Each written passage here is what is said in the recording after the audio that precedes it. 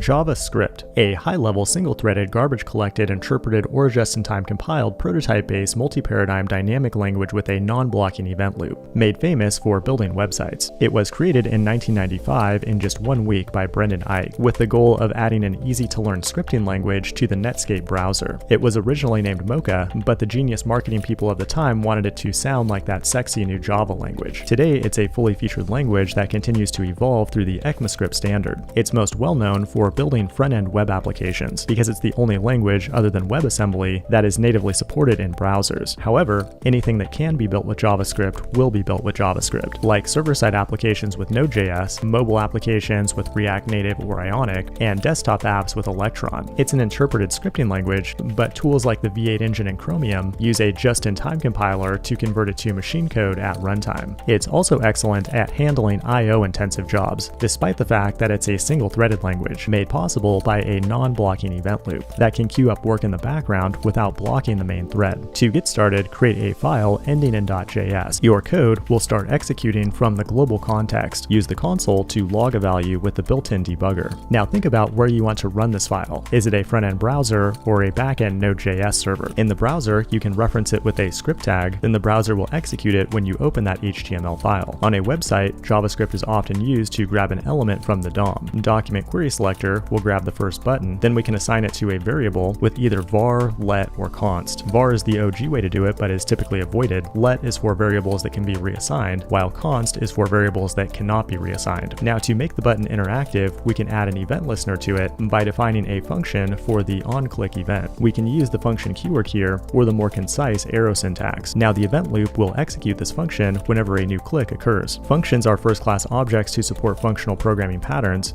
but JavaScript also supports classes and inheritance for object-oriented patterns. Even though it's single-threaded, it can do work asynchronously with the Promise API, which also supports the async await syntax. JS code can also run on the server thanks to the Node.js runtime. Instead of buttons on a web page, it interacts with things like the file system API. Execute your code on the server by pulling up the terminal and entering the node command. This has been JavaScript in 100 seconds. Hit the like button and subscribe if you want to see more short videos like this, and become a Fireship Pro member if you want to learn how to do all kinds of crazy stuff with JavaScript. Thanks for watching, and I will see you in the next one.